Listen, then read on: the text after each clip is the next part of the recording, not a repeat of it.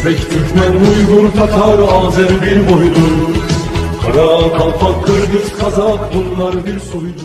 Бурса – первая столица Османской империи, четвертый по величине город Турции после Стамбула, Анкары и Измира. Бурса расположена у подножия горы Улудаг и находится всего в 156 километрах к югу от Стамбула и в 28 километрах от побережья Мраморного моря. В древности гору Улудаг называли Мизийским Олимпом. Согласно легенде, именно с вершины этой горы боги наблюдали за ходом Троянской войны. Бурса, как и большинство населенных пунктов Турции, имеет богатую историю и пережила множество исторических эпох, каждая из которых оставила здесь свой отпечаток. Город Бурса – это яркий пример декорирования мечетей ранней османской архитектуры, фасад которой облагорожен белым мрамором, залы же облицованы изразцами зеленого и голубого цветов.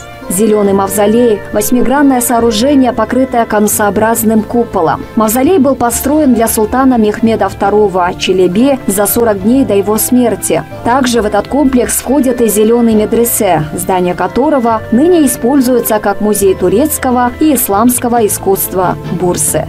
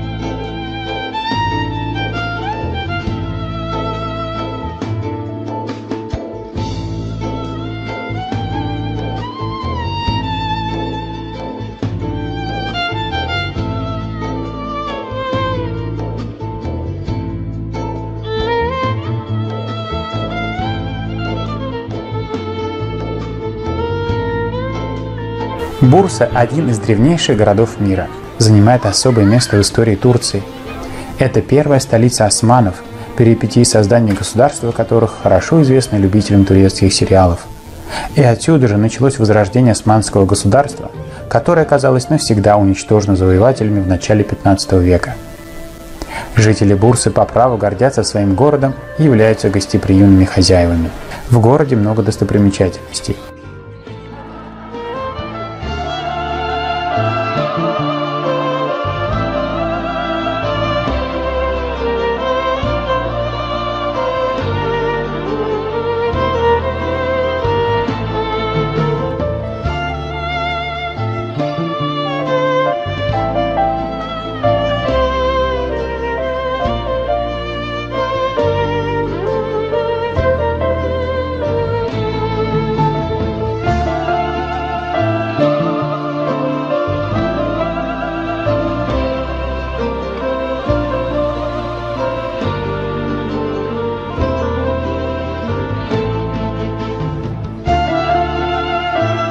Например, знаменитая Зеленая мечеть – это памятник архитектуры.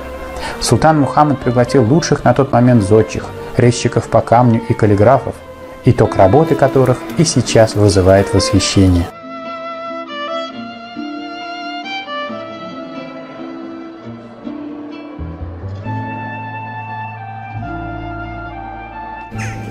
Şu anda Bursa'mızın manevi şahsiyetlerinden Emir Sultan Hazretlerinin türbesindeyiz. Действительно, османиты не просто занимались завоеваниями, а они после себя оставляли великий след для всего человечества, в частности для мусульман. Больницы, мадресе, мечети, джами. Эти были люди, которые действительно подняли ислам на совершенно невидимые для человеческой цивилизации пьедестал. Это наша гордость. Они, захватив Бурсу, они ее не разрушили. Они, сделали ее больше, краше. Они создали на основе этого города, этих мест новую цивилизацию, османскую цивилизацию. Bağlayınca, onların sözlerini tutunca Allah da onları muzaffer kılıyor. Osman Bey'e Şehede Vali, Orhan Gazi Han'a bu mübarekler, diğerlerine de işte Sultan Fatih'e, Akşemseddin'in olduğu gibi bizler hem zahiri sultanlarımızı hem de batini sultanlarımızı asla unutmamalıyız. Другими значимыми достопримечательностями города являются шелковый рынок Козахан, который был возведен в 1490 году рядом с мечетью Улу, где и сегодня, как и 500 лет назад, торгуют шелком и разнообразными шелковыми изделиями. И комплекс Мурадие или комплекс султана Мурада II, построенный в 1426 году, в который входят мечеть, медресе, хамам и 12 мавзолеев, принадлежащих османской семье. Все эти памятники раннеосманской архитектуры Бурсы вместе с сохранившейся османской деревней Джумалы-Кызык внесены в список всемирного наследия ЮНЕСКО в 2014 году.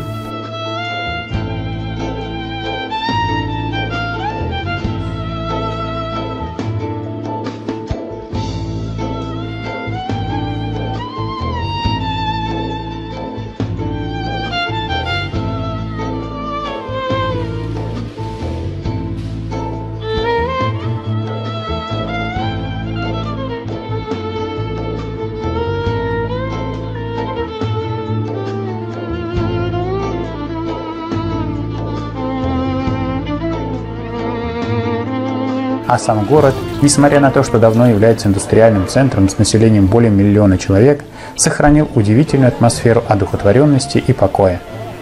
Поэтому не случайно, что не только иностранные туристы, но и жители самой Турции с большим желанием приезжают сюда снова и снова.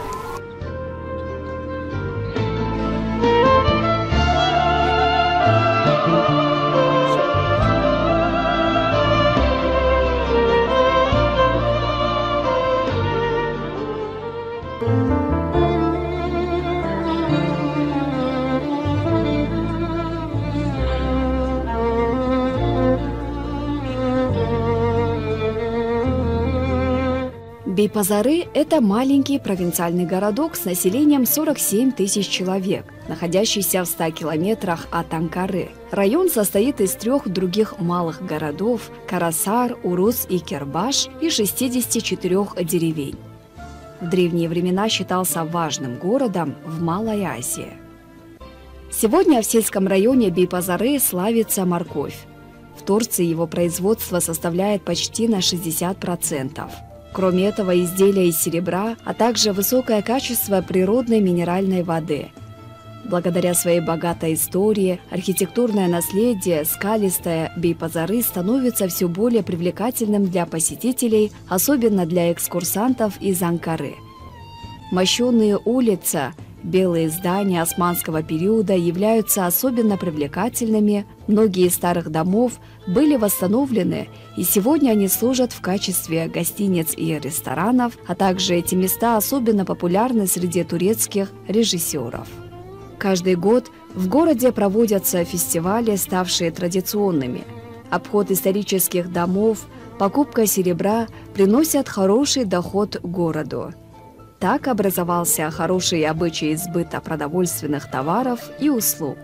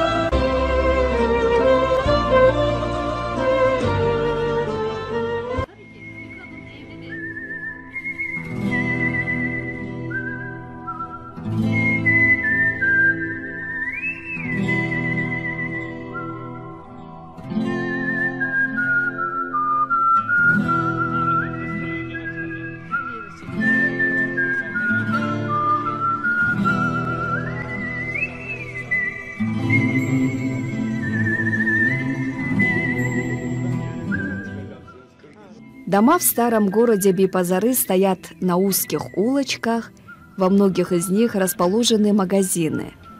Как правило, это одновременно и лавки, и мастерские, где работают кузнецы, производящие сувениры из меди, бронзы и серебра.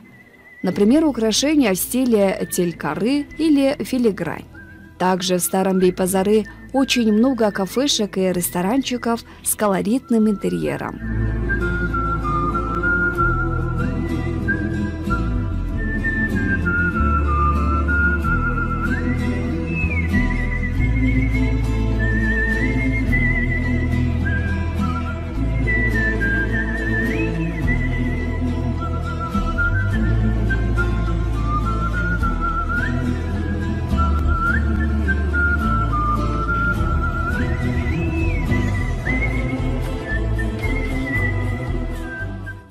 Бейпазары – один из самых старых городов Анатолии, который располагается на Шелковом пути.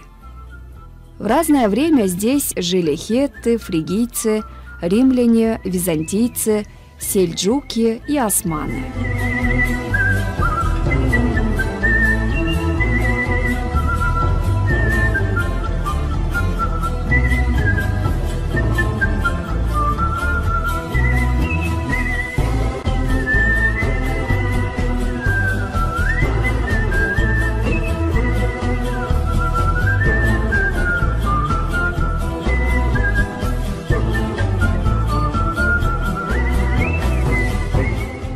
О достопримечательности.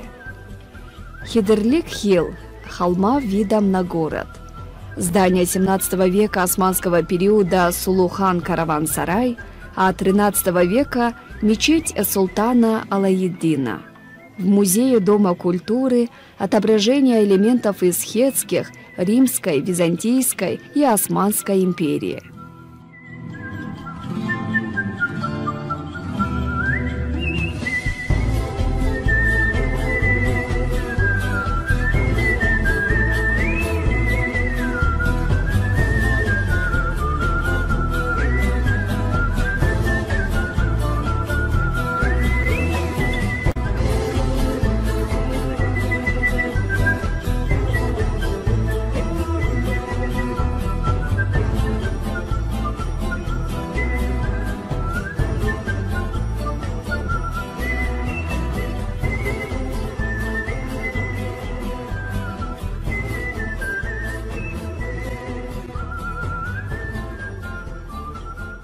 Инузу долины, крутые стенки каньона являются зеленым и приятным местом для прогулок или исследовать пещеры, гробницы и храмы, высеченные в скале. Доля туризма в ВВП Турции составляет более 10%. В этом секторе работает около 8% всего трудоспособного населения. В нем привлекает то, что город развивает туризм в сочетании с продвижением народных ремесел и сельского хозяйства. Туры в Бейпазары можно отнести сразу к нескольким видам туризма: бизнес-туризму, агро- и экотуризму, познавательному, развлекательному и так далее. Главное, этот маленький городок из небольшого потока туристов приносит примерно $1 миллион в год. Для маленького района это хорошее подспорье для бюджета, даже в условиях Турции, где жизнь в разы дороже, чем в Кыргызстане. Первое, что мы увидели по приезду в Бейпазары из Анкары, это был памятник в виде огромной морковки. Оказывается, Бейпазары поставляют более 40% моркови на турецкий рынок. От морковной площади в сторону горы, у подножия которой расположен этот населенный пункт, идут узкие улочки длиной около 1 километра. На них расположены лавки с различными продуктами, специи, сувениры, овощи, фрукты, изделия народных ремесел. Из-за того, что символом города является морковь, ее здесь, как и в Иране, называют хавуч. Во всех овощных лавках она присутствует. Прямо здесь предлагают за небольшие деньги свежевыжатый морковный сок. Все владельцы лавок, большая часть из которых женщины, приветствуют каждого прохожего словами «Хош гельдениз» – «добро пожаловать». В лавках также изобилие сладостей и разных деликатесов. Маленькие кофейни и уютные чайные домики украшают эти улицы на всем их протяжении. Здесь также можно понаблюдать за работой кузнецов и гончаров, ткачей и мастеров по обработке дерева.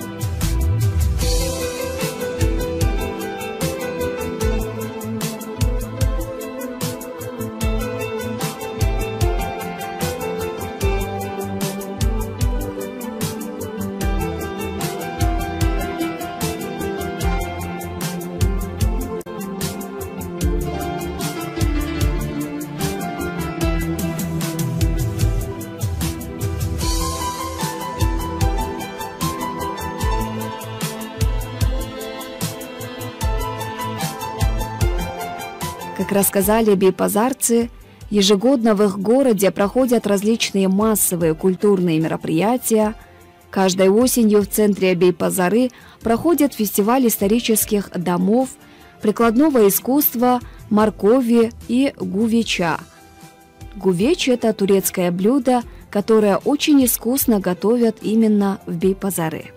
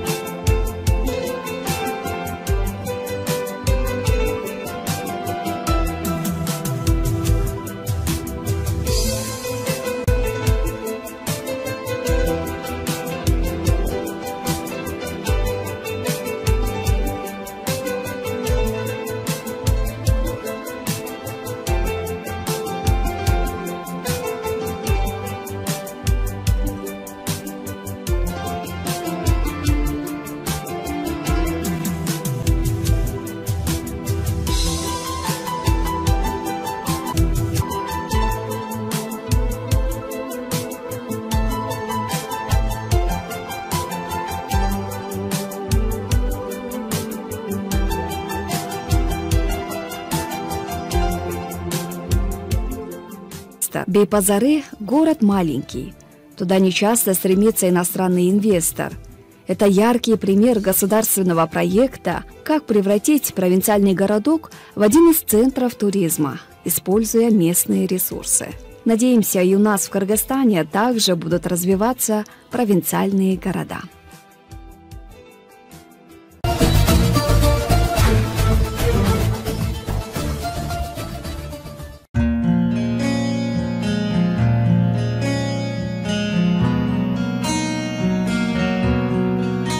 Турецкий завтрак – это праздник живота. В Турции завтрак занимает особое место. Название каватлы – завтрак происходит от словосочетания каве – атлы – под кофе, что означает еда, предшествующая кофе. Но этот завтрак более похож на наш обед. В этом и есть его прекрасность. Собраться всей семьей в воскресный день за прекрасным столом, что может быть лучше? Нас в Стамбуле в семье Мехмета Кьязым Зорлу встретили очень тепло.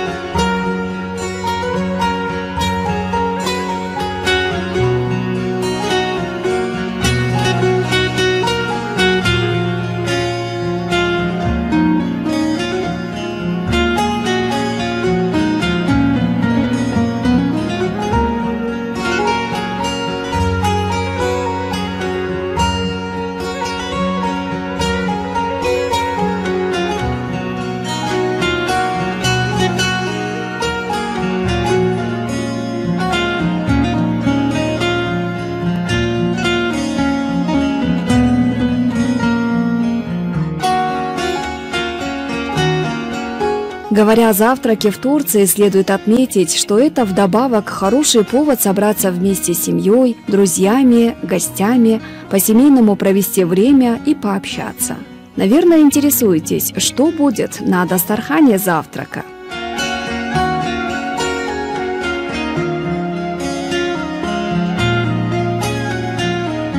Вкуснейшие и свежайшие овощи – огурцы, помидоры, перец, рукка, зелень, а самое главное – овощи со вкусом и запахом овощей.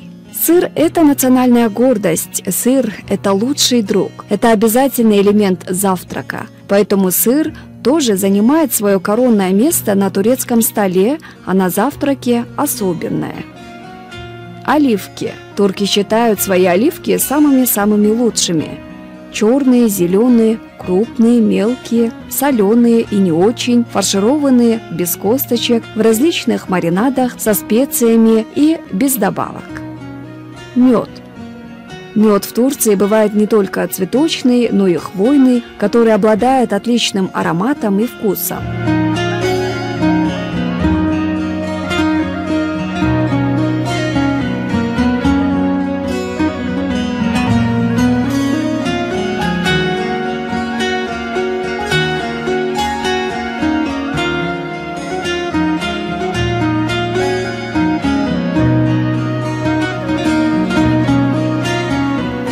Но и самое почетнейшее место в турецком завтраке занимает чай.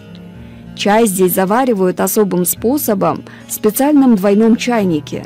В нижнем, большем по размеру, кипятят воду, а в верхней, меньшей по размеру, засыпают заварку. Когда вода в нижнем чайнике закипит, часть кипятка заливают в верхний чайник с заваркой.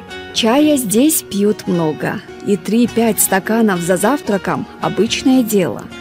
Турецкий чайный стеклянный стаканчик грушевидной формы позволяет видеть степень крепости чая и его волшебный цвет. В Азербайджане тоже чай пьют с грушевидного стаканчика.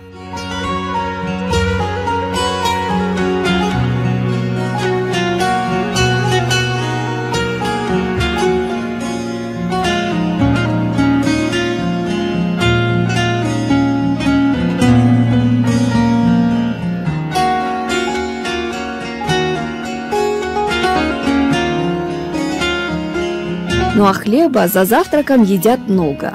Ведь именно с хлебом едят все то бесчисленное множество блюд, которое подается на завтрак. А еще турецкая хозяйка вряд ли забудет поставить на стол еще одно турецкое национальное достояние – натуральный йогурт. В йогурт иногда добавляют запеченные, мелко порезанные или жареные баклажаны. Также на завтрак подается кавурма – маленькие обжаренные кусочки баранины. Но здесь вместо баранины нас угостили специальными домашними колбасками из фирмы общества Йорюк туркменов. Организатор наших мероприятий и съемки в Турции, почетный президент Юсуф Эзель, рассказал об особенностях мясных изделий, которые уже в достаточной мере нашел своих клиентов в обществе.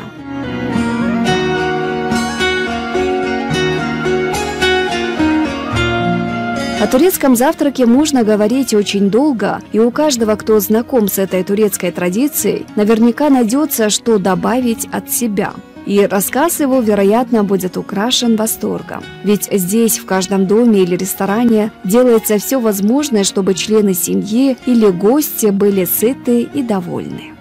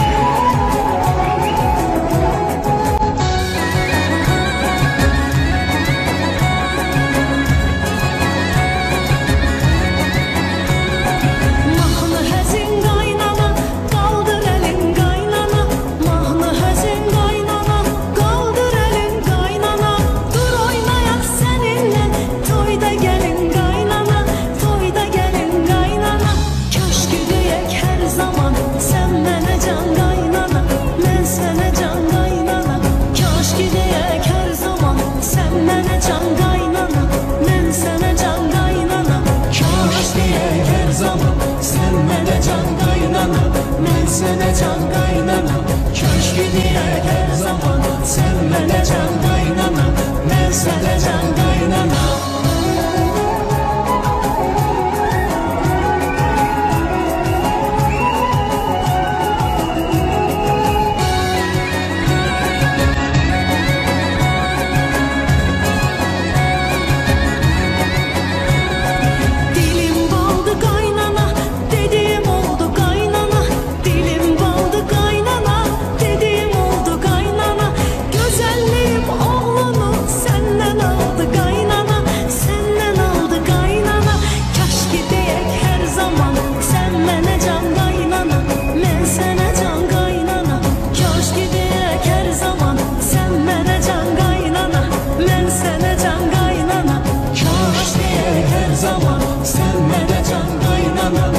Sene can kaynana, köşkü diyek her zaman. Sen bana can kaynana, ben sene can kaynana.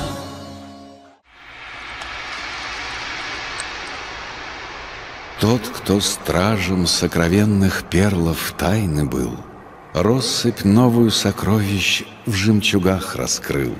На весах небес две чаши есть, и на одной чаше камни равновесия, жемчуг на другой. А двуцветный мир то жемчуг получает в дар из небесных чаш, то камня, павшего, удар.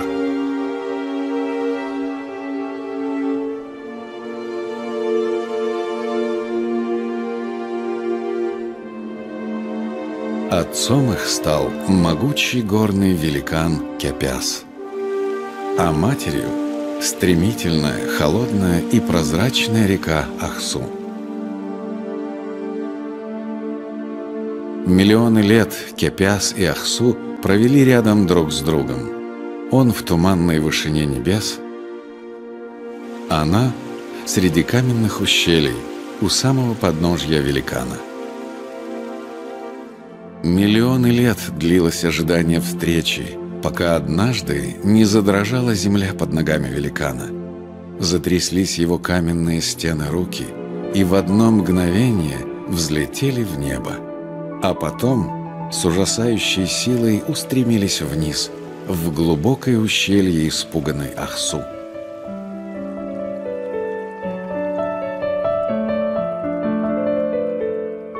Так в один день родились 7 горных красавиц, одна краше другой. И среди них самая прекрасная — Гёй-Гёль.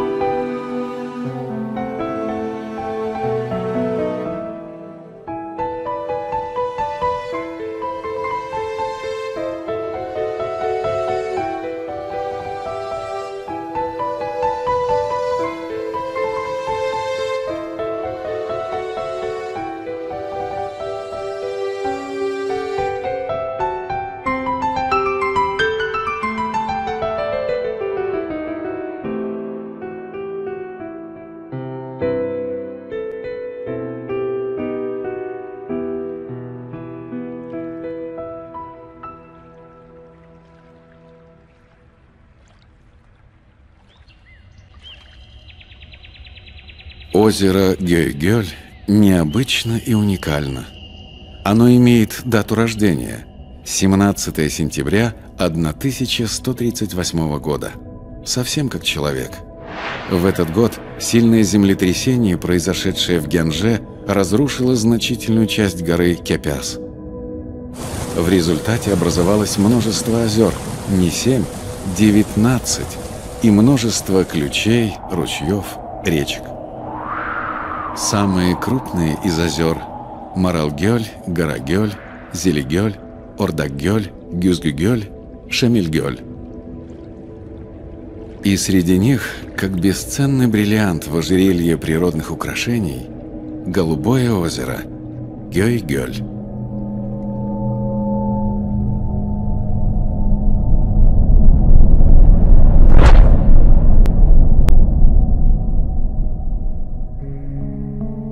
Гора Кепяс.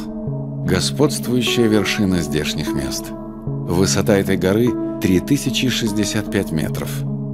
Всюду, и на просторах высокогорных лугов, и под пологом горного леса рассеяны огромные каменные глыбы. Это остатки древнего Кепяза, память об исторических событиях XII века. Сегодня здесь тихо и спокойно. Территория заповедана. Это царство могучих орлов и стремительных кавказских туров.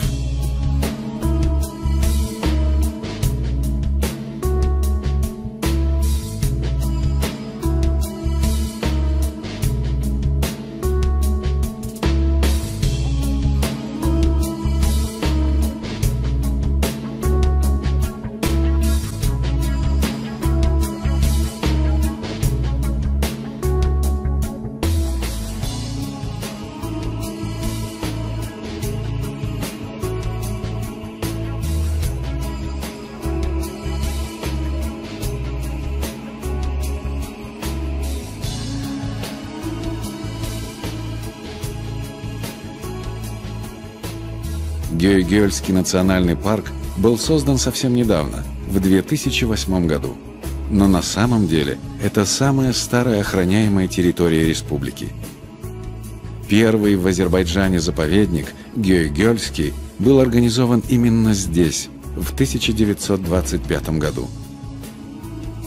Расположен Гёй-Гёльский национальный парк на Малом Кавказе, в северо-восточной части Муравдакского хребта, в пределах абсолютных высот от 110 до 3065 метров.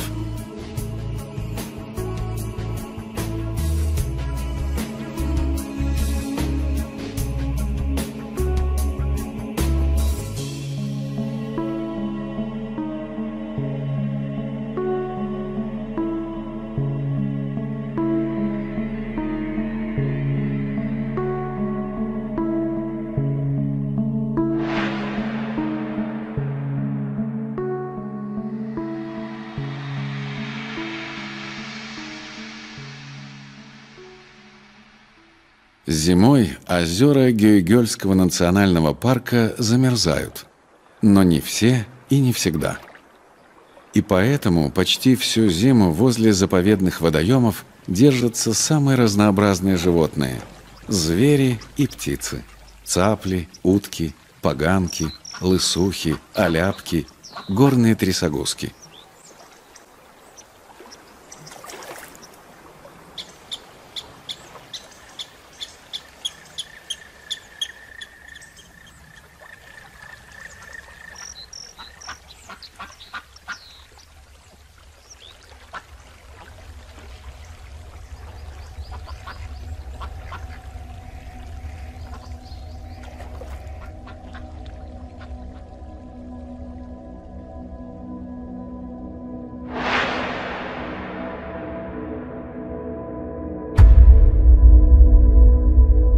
А на горных склонах Муравдакского хребта каждое утро ровно за 1,5 часа до восхода солнца появляются зимующие здесь зерноядные воробьиные птицы, дубоносы и зеленушки.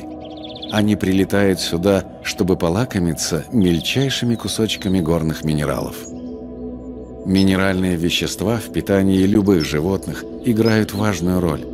Для нормальной жизнедеятельности всем, в том числе и птицам, необходимы кальций, фосфор, натрий, калий, а также микроэлементы – марганец, железо, медь, кобальт, цинк. Все эти элементы содержатся в обычных растительных и животных кормах в недостаточном количестве, поэтому птицы обязательно должны получить специальную минеральную подкормку. Вот и летят они на удобный горный склон с известняковыми выходами. Пока леса на склонах Муравдакского хребта еще только пробуждается от зимней дремы, природа озера Гёй-Гёль уже спешит к весеннему солнцу.